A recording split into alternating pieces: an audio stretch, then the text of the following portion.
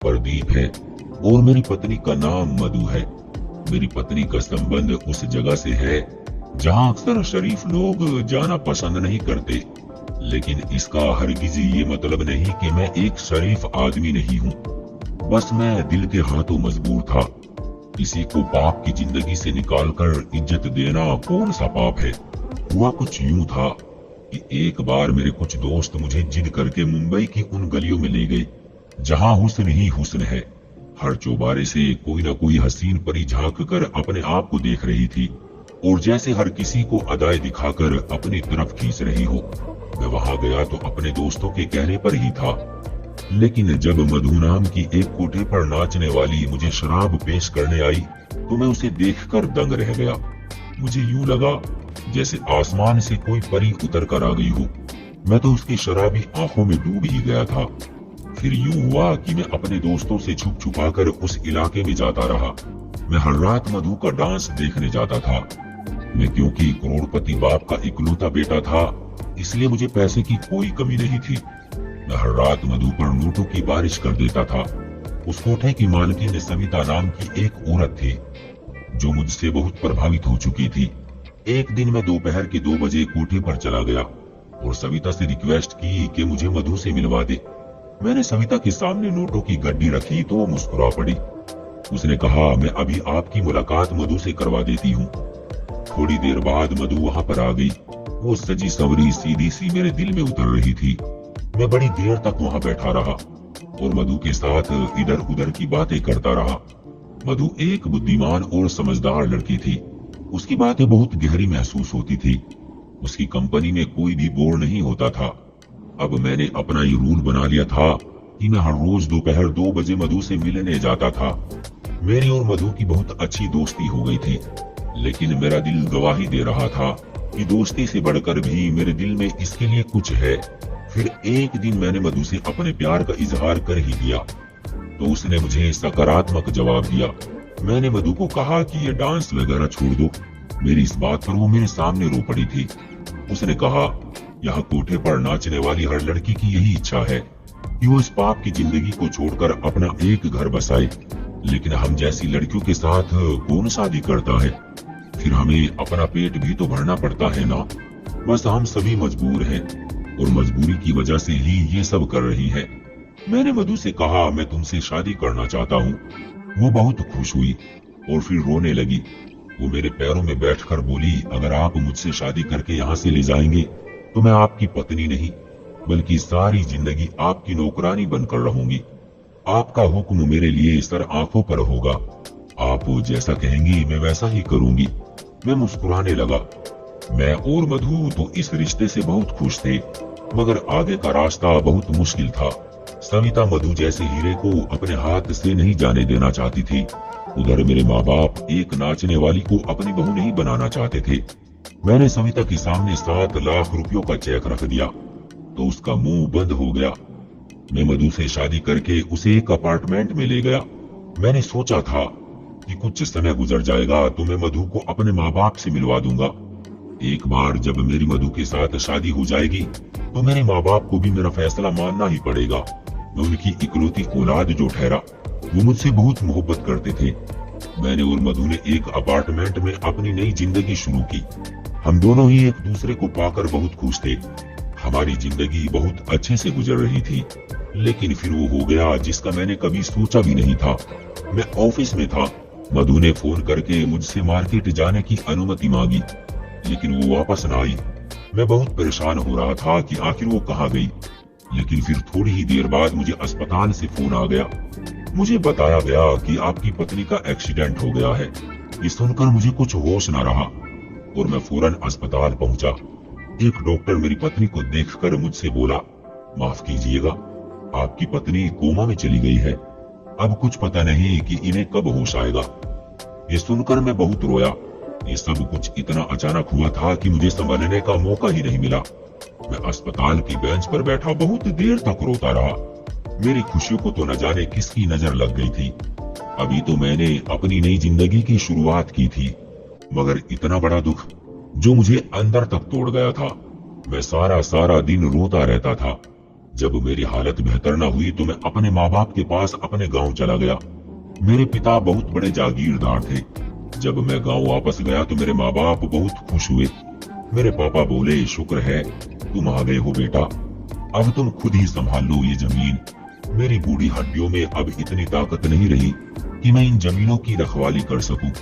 मैं अपने पिता के गले लगकर रोने लगा। मैंने अपने माँ बाप को बताया कि मैंने मधु के साथ छुपकर शादी कर ली थी। हमारी शादी को अभी 2 महीने ही गुजरे थे कि उसका एक्सीडेंट हो गया और अब वो कोमा में है। माँ और पिताजी मेरी बात सुनकर बहुत परेशान हो गए। मैंने पापा को अपनी मजबूरी बताई कि मैं मधु को अस्पताल में अकेला नहीं छोड़ सकता। मैंने उनसे मधु की सेहत के लिए भगवान से प्रार्थना करने को कहा और उनसे वादा किया कि जब मधु ठीक हो जाएगी तो मैं गांव वापस आ जाऊंगा। मेरे माँ पिताजी इस बात पर तैयार हो गए और फिर मैं वापस शहर लौट गया। मधु 2 हफ्तों से कोमा में थी। मैं हर दिन अस्पताल की बेंच पर घंटों बैठा रहता, लेकिन मुझे डॉक्टर मधु से मिलने ना देते थे। वो कहते थे कि मरीज के पास हम किसी को भी ज्यादा देर के लिए नहीं छोड़ सकते। डॉक्टर मुझे हर रोज 10 मिनट के लिए मधु के पास जाने देते थे। मैं मधु के पास रहने के लिए डॉक्टर की खुशामद करता रहता। मुझे जैसे ही इजाजत मिलती तो मैं रो रो कर मधु से कहता, मधु तुम ठीक क्यों नहीं होती हो? मधु तुम जल्दी से ठीक हो जाओ, मैं तुम्हारे बगैर नहीं रह सकता। मुझे लगता था जैसे वो मेरी बातें सुन लेगी और वो ठीक हो जाएगी। मैं उसे बस इतना ही कहता रहता था, मधु तुम जल्दी से ठीक हो जाओ। मैंने माँ पिताजी को भी मना लिया है, लेकिन वो ना उठती थी और ना कुछ बोलती थी।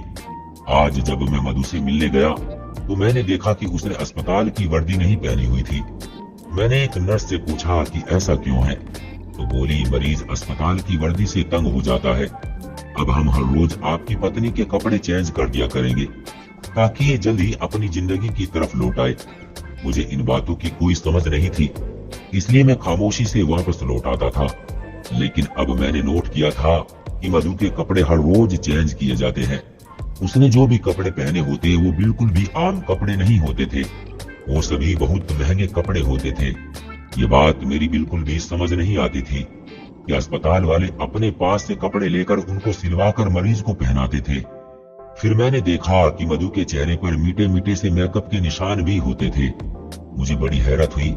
मैंने नर्स से पूछा, चलो कपड़े तो आप लोग चेंज कर देते हैं, लेकिन ये चेहरे पर मेकअप के मीठे मीठे निशान कहाँ से आते हैं? आखिर ये सब क्या है? मैंने देखा था कि नर्स मेरे सवालों से घबरा सी गई थी। अब मुझे मधु की बहुत फिक्र हो रही थी। बहुत डर सा लग रहा था कि कहीं उसके साथ कुछ गलत तो नहीं हो रहा। इसलिए मैंने सोच रखा था कि मैं अब उस अस्पताल की असलियत जानकर ही रहूंगा। मैंने उस अस्पताल के बारे में बहुत छानबीन की, मगर हर तरफ से बहुत अच्छा जवाब मिलता था। लेकिन फिर मेरी पत्नी के साथ क्या हो रहा था? मैं शाम को जब मधु से मिलकर आता तो वो आराम कर रही होती थी और उसके चेहरे पर किसी तरह का भी मेकअप नहीं होता था। लेकिन जब सुबह ऑफिस जाने से पहले मैं मधु को देखने आता तो उसके कपड़े भी चेंज होते और उसके चेहरे पर मेकअप के निशान भी होते। अब मैंने इरादा कर लिया था कि रात को घर ही नहीं जाऊंगा और खुद ही देखूंगा कि आखिर ये सब क्या हो रहा है। मैं सारी रात बाहर कुर्सी पर बैठा रहा क्योंकि मुझे डॉक्टर ने मधु के पास जाने की इजाजत नहीं दी थी। मैंने सारी रात जासूसी करते हुए गुजार दी थी, मगर कुछ भी ऐसा नहीं हुआ जिस पर शक किया जा सके। एक नर्स रात में 3-4 बार सारे मरीजों को चेक करके जाती थी। वही मधु के कमरे को भी चेक करके जाती थी तो मुझे सुकून मिल जाता था। अब जब मैं सुबह कमरे में गया तो मधु के कपड़े फिर से बदले हुए थे और उसके चेहरे पर मेकअप के निशान भी मौजूद थे। अब मुझे बहुत हैरानी होने लगी, इसलिए मैंने कुछ और करने का सोचा। मैंने अस्पताल के एक जूनियर डॉक्टर को अपने साथ मिला लिया था और उसे भारी रकम देकर राजी कर लिया था।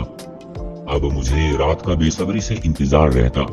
जैसे ही रात हुई मैंने उस जूनियर डॉक्टर की ड्रेस पहन ली। मुझे मधु के कमरे में जाने से कोई भी नहीं रोक रहा था। पहले तो मैंने जैसे ही मधु के कमरे की तरफ कदम बढ़ाया, एक नर्स भागकर मेरे पास आई और मुझे अंदर जाने से रोकने लगी। मैं उसके जाने के बाद आराम से मधु के कमरे में चला गया, मगर ये क्या, मेरे तो कदमों तले से जमीन ही निकल गई क्योंकि मधु का बेड तो खाली था। वहां तो मधु का नामो निशान भी नहीं था। मैं बहुत परेशान हो गया और सोचा कि आखिर मधु कहाँ जा सकती है। मैं वैसे ही बाहर निकल आया मैंने जूनियर डॉक्टर से मधु के बारे में पूछा तो उसने मना कर दिया। मैं अपने चेहरे पर मास्क लगाकर उस नर्स के पास गया जो मधु के कमरे के बाहर चक्कर लगाती थी। मैंने उससे पूछा कि इस कमरे का मरीज कहाँ है, तो वो बोली जहाँ रोज जाती है, आज भी वही गई है। मुझे लगा कि मैं ज्यादा कुछ भी नहीं सुन पाऊंगा। मैंने धड़कते दिल के साथ उस नर्स से पूछा, आखिर वो कहाँ जाती है? तो नर्स मुस्कुराकर बोली, ज्यादा होशियार मत बनिए, आप भी तो सब कुछ जानते हैं, मुझे क्यों फंसा रहे हैं? अपना हिस्सा आप भी तो ले रहे हैं ना। ये सब मेरे लिए बर्दाश्त से बाहर होता जा रहा था। मैंने जूनियर डॉक्टर की वर्दी उसे वापस कर दी और खुद अपने कपड़े पहनकर वापस अस्पताल की बेंच पर जा बैठा।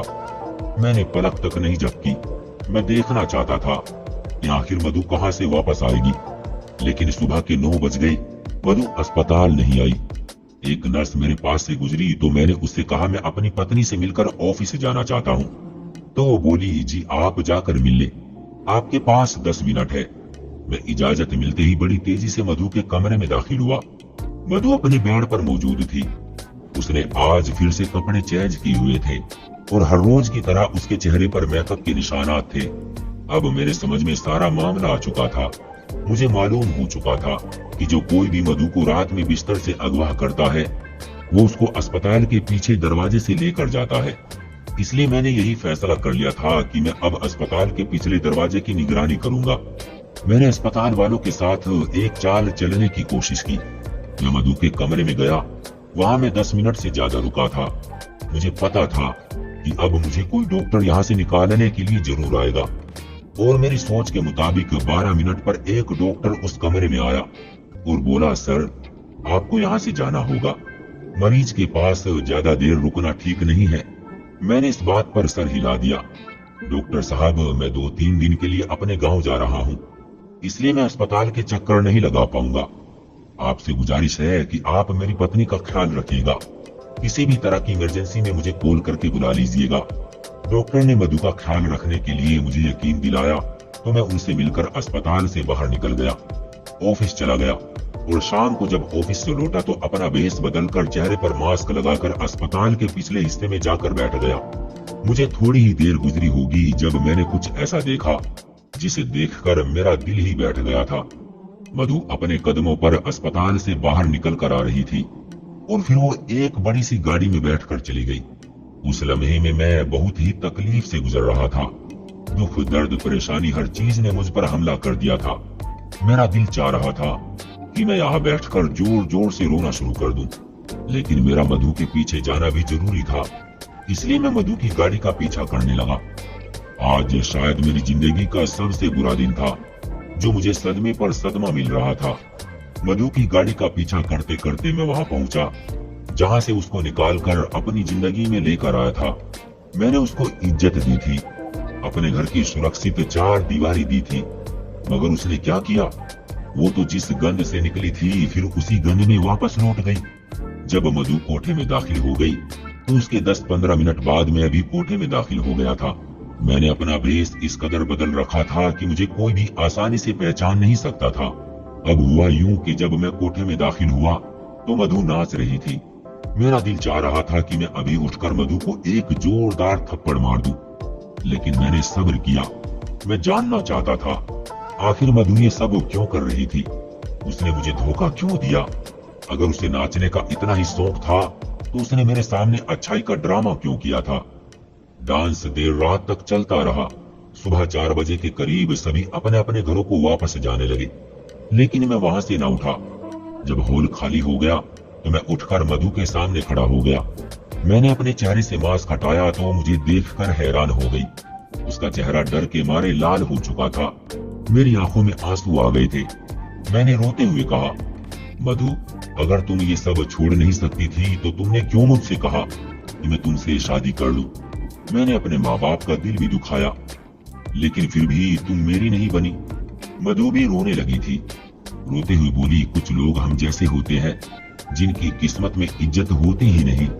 मैं तुमसे शादी करके बहुत खुश थी कि अब मुझे किसी के सामने नाचना नहीं पड़ेगा, इज्जत की जिंदगी गुजरेगी। लेकिन फिर कुछ ऐसा हुआ कि मजबूर होकर फिर से कोठे पर आ गई। मैंने चिल्लाकर पूछा, मुझे भी तो बताओ तुम्हें ऐसी कौन सी मजबूरी आ गई थी कि तुमने ये सब किया? तुमसे पहले एक सेठ मेरी जिंदगी में था, वो भी मेरे डांस का बहुत शौकीन था। उसने मुझ पर पैसा पानी की तरह बहाया था। सविता उसे जबान दे बैठी थी कि मैं उसके सिवा किसी और के सामने नहीं नाचूंगी, मगर फिर अचानक से वो सेठ गायब हो गया। उसने मेरे लिए पैसे भेजने छोड़ दिए थे। सविता ने 2 महीने इंतजार किया, लेकिन जब उसकी तरफ से कोई जवाब नहीं आया तो उन्होंने मुझसे एक बार फिर भरी महफिल में डांस करवाना शुरू कर दिया। उन्हीं दिनों मेरी नजर तुम पर पड़ी थी। तुम एक दिन मेरा डांस देखने आए थे। तुम मुझे बहुत ही अच्छे लगे थे। फिर यूं हुआ कि हम दोनों की मोहब्बत परवान चढ़ गई और फिर तुमने 7 लाख रुपए देकर मुझे खरीद लिया। लेकिन हमारी शादी के 2 महीने बाद ही वो सेठ भी वापस आ गया।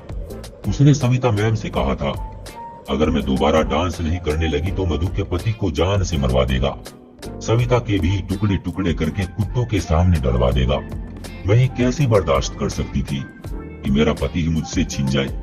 मैंने आपकी जान बचाने के लिए उस सेठ की बात मानी। मुझे जैसा कहता गया मैं वैसा ही करती गई। उसने कहा कि मैं आपसे दूर हो जाऊं और हर रात सिर्फ मेरे सामने नाचूं। इसलिए मैंने अपने झूठे एक्सीडेंट का बहाना किया और एक डॉक्टर को अपने साथ मिला लिया।